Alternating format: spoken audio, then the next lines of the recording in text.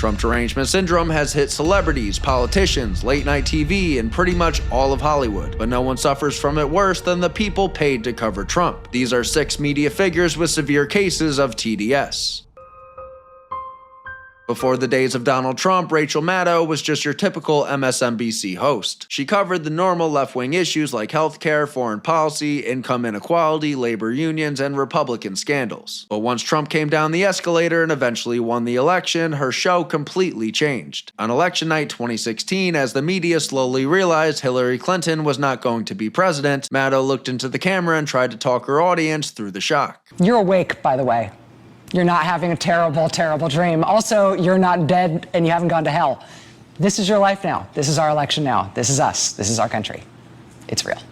That clip became one of the first defining media meltdowns of the Trump era. Trump had not even taken office yet, and MSNBC was already treating his victory like a national emergency. The liberal hysteria only grew from here. In March 2017, Maddow posted the tweet every anti-Trump viewer had been waiting for. "We've got Trump's tax returns. Tonight, 9 p.m. Eastern Time, MSNBC. To the left, this sounded like the smoking gun, the big reveal, the moment Trump's secret financial scandal would finally be exposed. Then the show started.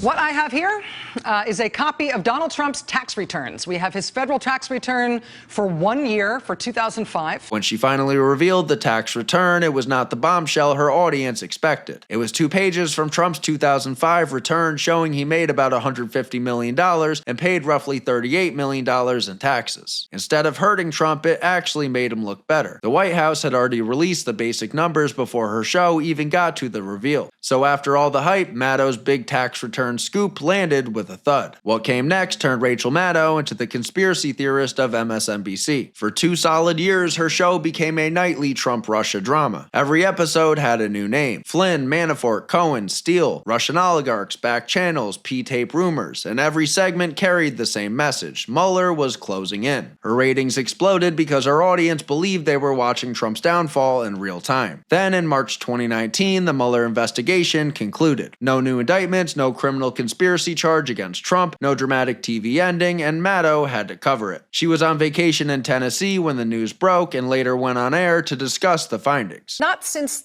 the 1700s has there been a high-ranking government official who was investigated for potentially being in the thrall of a foreign power. It's certainly never happened to a president. Are we going to find out what Robert Mueller found out when he investigated that core issue? Well, it depends on what William Barr thinks about long-standing practices and policies in the Justice Department and how those can be applied to this question. This moment was supposed to be her victory lap. Instead, this is when the air came out of the balloon. In 2018, Maddow broke down on air while reading an Associated Press story about children separated at the border. She could not even finish the sentence. She choked up, apologized, and ended the show. The AP has just broken some new news. This has just come out from the Associated Press. This is incredible. Trump administration officials have been sending babies and other young children to at least three tender age shelters in South Texas. Lawyers and medical providers just... I think I'm going to have to hand this off. Yeah. Sorry. Her supporters called it compassion. Rachel Maddow's heart grew 3 sizes that day. But most people saw something else. Cable news was no longer just covering Trump, it was turning anti-Trump panic into nightly therapy. And when Trump shocked the media again by winning the 2024 election, Maddow went right back to the same place. 8 years after telling viewers, "This is your life now," she was once again warning her audience that democracy was on the line. This time she said, "As of today, American citizens who do want to hold on to democracy, we know exactly what we're going to be spending the next days and weeks and likely years of our life working on." Then, by 2025, the language got even bigger. She was not just warning that Trump could become authoritarian, she was telling viewers it had already happened. In August, she said, "We do now live in a country that has an authoritarian leader in charge. We have a consolidating dictatorship in our country. So now America was not just at risk. According to Maddow, the dictatorship was already here. And yet, at the same time, she was also arguing that Trump was too incompetent to fully pull it off. That summed up the contradiction perfectly. Trump was a dictator, but also an idiot. He was taking over the country, but also failing at everything. And every time the old prediction failed, Maddow did not get quieter. She got louder. The story of Rachel Maddow is simple. Trump did not just change American politics, he changed her entire show. She built her primetime identity around the idea that Trump was always one scandal away from destruction. And when that destruction never came, she did not reassess. She escalated. Nicolle Wallace was not some left-wing firebrand. She came from inside the Republican machine. She worked as George W. Bush's communications director. She advised John McCain's 2008 campaign. She belonged to the polished consultant class that thought it controlled the Republican Party. Then Trump took over the party and blew that world apart. Wallace saw Trump as a joke. The base saw a fighter. And nowhere was that divide clearer than Jeb Bush. Please clap. Jeb was supposed to be the safe choice, the donor choice, the next Bush in line. But Trump turned him into a punchline. I think Jeb is a nice person.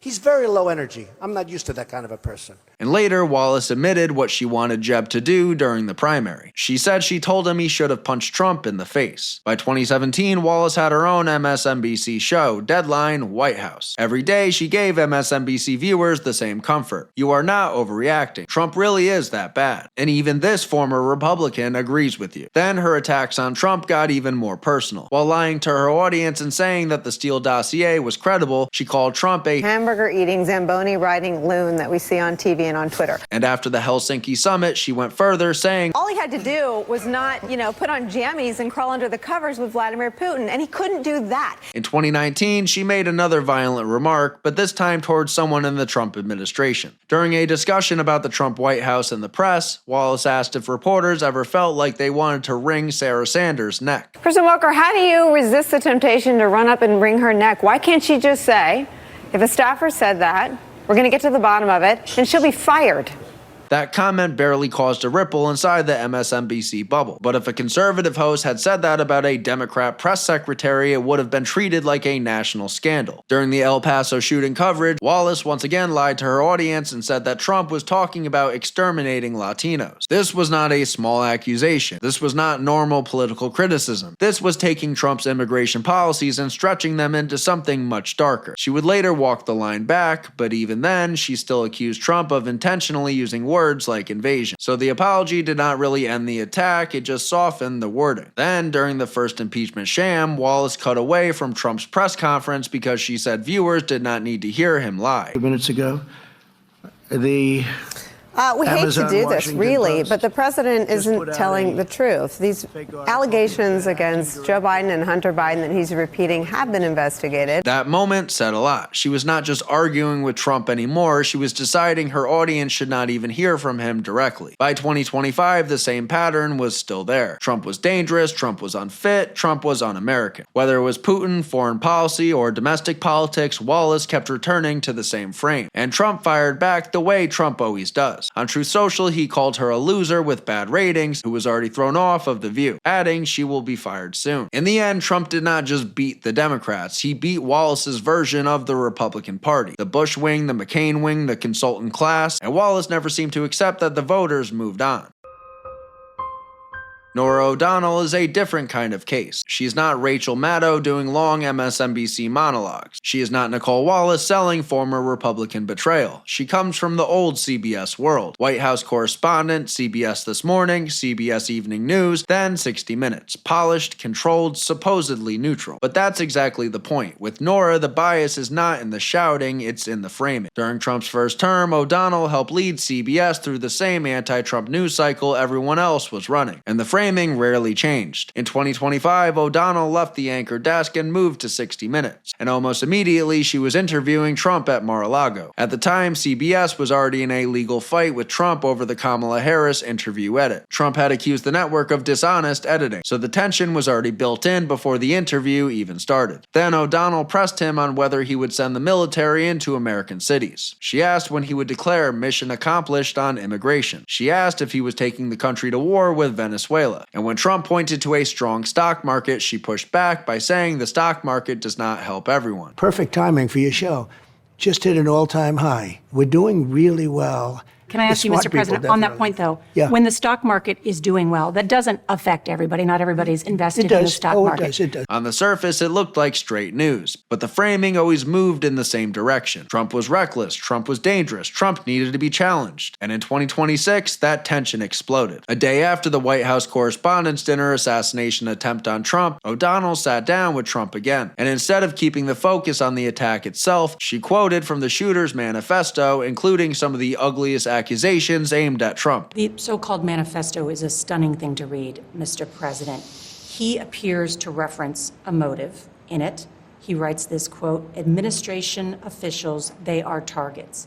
And he also wrote this, I am no longer willing to permit a pedophile, rapist, and traitor to coat my hands with his crimes. Trump rightfully snapped. He told her, you should be ashamed of yourself reading that, because I'm not any of those things. Mr. President, and I these was are never, the gunman's words. Excuse me. You shouldn't be reading that on 60 Minutes. You're a disgrace. But go ahead, let's finish the interview. His point was simple. Why was CBS giving the attackers' words any oxygen? O'Donnell insisted she was only quoting what was written. But that was exactly the issue. The exchange went viral because it captured the problem with the so-called straight news coverage. The anchor reads out the most damaging material possible, then acts shocked when Trump calls it out. At the end of the day, O'Donnell is the institutional version of anti-Trump panic. No screaming, no crying, just polished delivery, loaded framing, and pointed questions dressed up as straight news. Lawrence O'Donnell attempted to build his image as the serious voice on MSNBC, but moments like this shattered that early on. Stop the hammering. Stop the hammering out there. Who's got a hammer? Where is it? I don't know. Where's the hammer? Is it on the, go up on the other floor. Somebody go up there and stop the hammering. Despite this, Lawrence tried to frame himself as the Senate guy, the policy guy, the guy who knew how Washington really worked. He had been a chief of staff on the Senate Finance Committee and a writer for the West Wing, so he liked to sound like he was the adult in the room. Then Trump came along, and O'Donnell's serious act turned into pure contempt. He did not just say Trump was wrong, he called him the stupidest president in American history. Then it became the laziest and stupidest president in history by far, and now he is the laziest and stupidest presidential candidate in history. Then in 2025, O'Donnell escalated again. He asked, if Donald Trump gets dementia, how will we know? So once again, the pattern was clear. Trump was not just wrong, he was stupid, then lazy, then mentally gone. This was not analysis, it was smugness dressed up as expertise. He even once predicted that Trump could become only the second president ever to resign. Maybe Donald Trump's presidency could come to an end. Maybe Donald Trump could become the second president to resign the presidency, the second Republican president to resign the presidency. He also said Trump's tariff strategy proved he was the weakest, most irrational negotiating president in history. And that was the pattern. No matter the story, O'Donnell always landed in the same place. And the irony is obvious. While O'Donnell sat on MSNBC calling Trump stupid, Trump kept defying expectations. He beat the Republican establishment, he beat Hillary Clinton, he survived Russiagate, he survived 2 impeachments, then he returned to the White House. The voters clearly did not see stupidity. And that is what O'Donnell never understood. His version of TDS is not about tears or rage, it's about a cable news so-called intellectual who spent a decade telling his audience that Trump was too dumb to matter, while Trump kept reshaping American politics right in front of him. Kaitlan Collins started at the Daily Caller, a conservative outlet. Then she joined CNN in 2017, right as the network was turning Trump coverage into a daily confrontation. She did not become famous for some major policy scoop, she became famous for clashing with Trump. In the briefing room, on live TV, and eventually right to his face. The first major moment came in July 2018. Collins was the pool reporter during a photo op with the European Commission president. As reporters were being cleared out, she shouted questions about Michael Cohen's tapes and Trump inviting Vladimir Putin to Washington. Did Michael Cohen betray you? Are you leaning towards tariffs on cars, sir?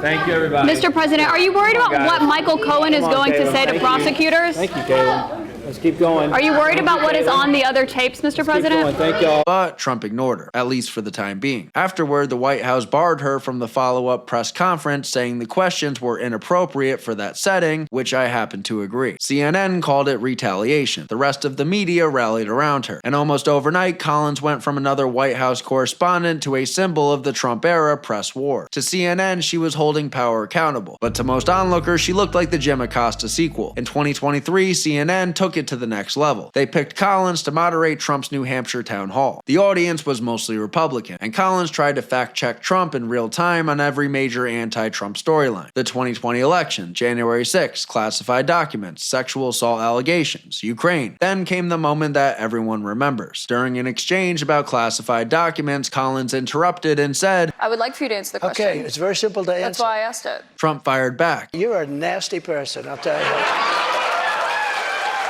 The crowd laughed. The clip went everywhere. Liberals blasted CNN for giving Trump a platform. But Trump walked away with exactly what he wanted. A viral moment of him smacking down a CNN moderator in front of cheering Republican voters. And the confrontations kept on coming. In 2026, Collins asked Trump about the Epstein files during an Oval Office event. And Trump unloaded. What did you say to the survivors who feel You are the worst reporter. No wonder CNN has no ratings because of people like you. You know, she's a young woman.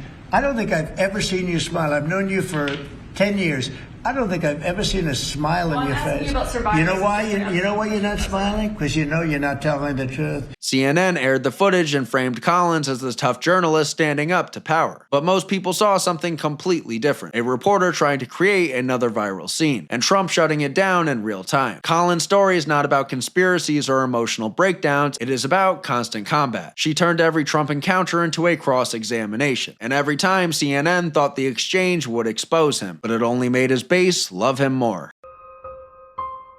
The strangest case comes last. Tucker Carlson was not a liberal host. He was not a part of the MSNBC resistance machine. He was Fox News' biggest star. And to millions of viewers, Tucker looked like part of the Trump movement. But behind the scenes, the story was much more complicated. In March 2023, the Dominion lawsuit pulled back the curtain. Private texts from Tucker Carlson became public. And they showed a very different story from what many viewers thought they were watching on TV. On January 4th, 2021, Carlson texted a producer, "We are very close to being able to ignore Trump most nights. I truly can't wait." Then he added, "I hate him passionately." Then came the line that said it all. There isn't really an upside to Trump. For one of the biggest conservative media stars of the Trump era, that was not a small disagreement. That was private contempt. Publicly, Tucker told a very different story. On air, he defended Trump's voters and attacked the same establishment that Trump was fighting. Then, after the private text came out, he tried to clean it up. He told a radio host, "I love Trump as a person." After Fox fired him in April 2023, Tucker rebuilt himself outside the network. He launched a show on X. Then he landed a major interview with Trump, giving him a huge online platform during the Republican primary. By 2024, Tucker was openly praising Trump again. He introduced him as a national leader and talked about him like a father figure. There has to be a point at which